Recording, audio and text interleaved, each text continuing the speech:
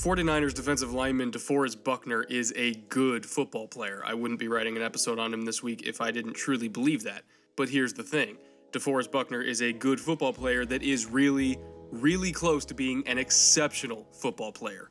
I had a very high grade on him coming out of Oregon last year because of his physical tools, most notably his size, length, and power, but my big knock on him at the time was a lack of technical refinement that kind of limited his true effectiveness. He was almost the opposite of Joey Bosa in that way. Bosa was extremely polished, but didn't have the pure power and length that Buckner offered as a 5 technique and 3 technique. So I suppose it's fitting that we're breaking them down one after another to kind of compare a raw physical force of nature in Buckner to a refined technician that we saw last week in Bosa. And when you watch Buckner as a rookie in 2016, that theme of physical dominance but raw technique definitely held true. He would make plays and do things to offensive linemen that absolutely make your mouth water, and you love those flashes a lot, of course, but there's also kind of this nagging feeling of frustration when watching him because you know that if he just fixed a handful of minor technical flaws, he could be an incredibly disruptive presence at any spot on the defensive line. For starters, his pad level for the most part was pretty bad. I know it's hard to play with good leverage when you're 6'7", but even for someone with his size, he was still playing really upright on almost every snap. You really noticed it the most when he was pass rushing, in particular trying to use a bull rush move, because if you don't have good leverage on a bull rush to get under the offensive lineman's pads, it's exponentially harder to generate any movement. That's just pure physics. Cowboys guard Zach Martin ate Buckner's lunch a few times on 3rd down simply because he came in way too high and Martin just anchored down with better leverage and completely stonewalled him. Buckner has 2 full inches of reach advantage on Martin, by the way, not to mention just being flat out stronger than him. If he gets into Martin's chest, it should be physically impossible for him to be stopped on a bull rush, but because he gave up that leverage, he just could not get anywhere. And speaking of bad technique on bull rushes, there were some snaps where he started his bull and then just stopped for no reason. His legs would not be churning through contact, he would lose all momentum, and basically it was a waste of a rush. For an example, look at this snap here in the second quarter of that same Cowboys game against left guard Ronald Leary, and Buckner does rock him a little bit on the initial punch. Leary's hands are forced off of Buckner's chest, he's popping him back with power, and for just a fraction of a second, Leary's in a vulnerable position. He's off balance and has no point of contact on Buckner to recover with. It's in that fraction of a second of vulnerability where good bull rushes really get going. You have to sustain your rush, keep those legs churning, and press that advantage in your favor as soon as you get it. The harder you push a guard when they're off balance, the harder it is for them to recover, and it kind of snowballs into them being thrown into the quarterback's lap. But instead of churning and sustaining the rush, Buckner just shoved Leary backwards. He didn't maintain contact, so Leary was allowed to recover from that moment of imbalance and come back with better leverage. From there, he got right back into Buckner's chest and took him completely out of the play. All Buckner had to do was just sustain his rush and take advantage of the window that he gave himself, and he would have had a shot at a sack. But instead, he got nothing. That's what's frustrating. You see the natural ability and the opportunities that he creates for himself, but he's just not quite getting the most out of his own potential yet. And what's really annoying to me about seeing all these snaps where he kills his own momentum, or when he plays with bad pad level and can't get any momentum going in the first place, is that there are even more examples on the flip side of that coin where he still has bad pad level, but he just totally demolishes someone with his raw power anyway. Even if his pad level is just okay, not great, but just okay, he has the length and strength to blow people up.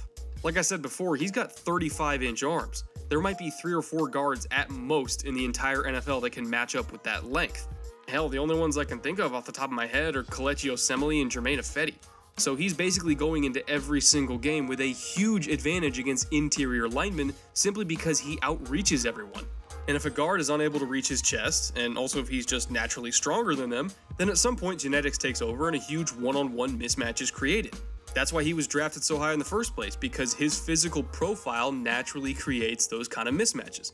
When Buckner does have good pad level and when he has good hand placement and sustains his rush through contact, he has the capability to completely and utterly dismantle anyone between him and the quarterback. That right there should make Russell Wilson and Carson Palmer and Jared Goff very nervous, because Buckner has the unique ability to take away their room to step up away from edge pressure. He has the strength to cave in the front of the pocket. And if you take away a quarterback's room to step up away from edge pressure, all of a sudden those edge rushers on your team become a whole hell of a lot more productive. i.e. Solomon Thomas, who they just spent the second overall pick on to be their new edge rusher of the future. These two first-round picks for the Niners I think are going to work very well together down the line because they complement each other's strengths. By the way, even if not all these plays on the screen right now are resulting in sacks or hits, what they do show is him gaining a lot of ground with that pure power. And not every one of these snaps even features good pad level either. If he can consistently fire off the ball low and get under blockers' pads to amplify his already great strength, he's going to generate even more pressure in the future than he already is. That's what's exciting about him. He's not even using good technique and he's already a good player. Once he gets that pad level under control and masters the nuances of his position, there is no ceiling on what he's capable of as an interior rusher. And one more note on his power before we move on. Yes, all that length and strength did translate into him being a very formidable two-gapping run defender. When he's one-on-one and asked to stack and shed into gaps on either side of him, he is a boulder of a human being. You just cannot move him with only one blocker. But notice the emphasis on one-on-one. When he's double-teamed, as most two-gapping 5 techniques tend to be quite a bit, he's not nearly as effective. Buckner is so tall and plays so high in his pad level that any down blocks or angle blocks from the side on double teams really throw him off balance. He struggles a lot to laterally anchor against that second body trying to widen him out of the way, and unfortunately that's a problem that I don't think is going to go away anytime soon simply because of his height. I also don't think it will be that big of a deal in San Francisco's new defensive scheme because he won't be two-gapping as much. He'll be in more of a penetrating upfield kind of role, but it is worth mentioning that he did struggle at holding his ground against double teams in the past. Now, moving away from power and more into the finesse part of his game, his hand usage as a pass rusher on clubs and swim moves is equally as raw as his bull rushes. And that club to swim combo, by the way, was easily his favorite move. He used it more than anything else by far. And weirdly enough, he really only threw that club swim combo in one direction, to the right, with his right hand being the club hand and his left hand being the swim hand. And he always threw it to the right regardless of where he lined up in the formation. It could be over the guard, over the tackle, over the center, it didn't really matter. He was going to club with his right and swim with his left no matter what. And just knowing what I know about the nuances of angles in rushing the passer, I personally hate it when pass rushers throw swim moves to the outside like Buckner was constantly doing. If you want to use it as an inside counter move, great, I'm all for it. But generally when you club swim combo, you have to sidestep with it in order to widen yourself enough to get around the block in the first place. And if you're widening your arc in the rush when you're already super wide outside of the offensive tackle, then all you're really doing is intentionally putting yourself even further off your line to the quarterback. Not only that, but you also open yourself up to taking free shots to the ribs every time you miss the club portion of that combo, and if those shots land, then you're pushed even further off your line than you already were, and you're not even going to sniff the quarterback. There are some athletes in the league that can make this combo work to the outside consistently, even if they miss that first club, because they are just that freakish in their athleticism. But generally, Buckner is just not quick or explosive enough to be able to intentionally widen himself that far and then bend and flatten all the way back down to the quarterback before he gets rid of the ball. It takes a special kind of twitchy athlete to pull that off consistently in under a 3-second window, and Buckner is just not built that way. That being said, the only way for someone of Buckner's physical stature to make that move work to the outside with any regularity, and I mean this is the only way, is to nail his placement of that first club move and neutralize the offensive lineman's hands before they can even respond. I mean, you gotta beat them immediately, because if you miss the club and give them an opportunity to throw you further off your line, it's already over. The snap is done, you lose, period. Like I said before, as a 6'7", 300-pounder, he is not twitchy or fluid enough to flatten the edge and make up for missing that club. So he either wins right off the snap or he won't win at all with this move. There is nothing in between those two options. And to me, that was the biggest struggle you saw with him on tape in 2016 when trying to throw that combo. He missed that first club a lot. And when he missed the club, he had no shot at recovering. In the future, he needs to hit the offensive lineman right at the top of the wrist where it connects with the forearm. Not on the elbow, not on the bicep, or on the shoulder. He's got to hit the wrists, because if he hits those wrists, the hands go with him. And if the hands are neutralized, then there is nothing left to throw him off his line when going outside, and he's got a free path to the quarterback. Also, and this is just getting even more technical, if he does hit that first club, he needs to consistently follow up with a second downward club from his swim hand to neutralize the blocker's hands a second time when they come back to counterpunch. Because if he doesn't take away that second counterpunch, the combo still won't work. There's two club components within this combo that have to be perfect, and you can't only hit just one. You gotta nail both. Buckner has no choice but to get better at hand placement when using these club moves going forward. Obviously, I would prefer him to only rip outside and save swims for inside counters, but if he insists on using this combo to the outside in the future, he needs to perfect both the first club and the second down club, or his production will take a severe hit. Late in the season, and this ties into that point about his future production being dependent on his technical development, in Week 16 we finally got a glimpse of what that move could do if it was done correctly. We saw the flash of what Buckner wants to be, the flash of what he can be if his technique is refined. And of course that flash of talent resulted in a sack of Rams quarterback and fellow rookie Jared Goff. Third quarter, he's lined up in a 4-eye alignment and has a one-on-one with the left guard on 3rd and 11. The ball is snapped and he fires off the line, and look at how he links his hands, hips, and feet together on this combo. He plants with that inside foot, the left foot, to push off and start to sidestep around the guard. At the same time, he's starting to roll his hips towards Jared Goff in the back of the pocket while throwing that first club with his outside hand. It's all linked together very fluidly and simultaneously. The first club lands, he clears the guard's hands from his chest while sidestepping, then follows it up with a down club from the swim hand to clear them once again.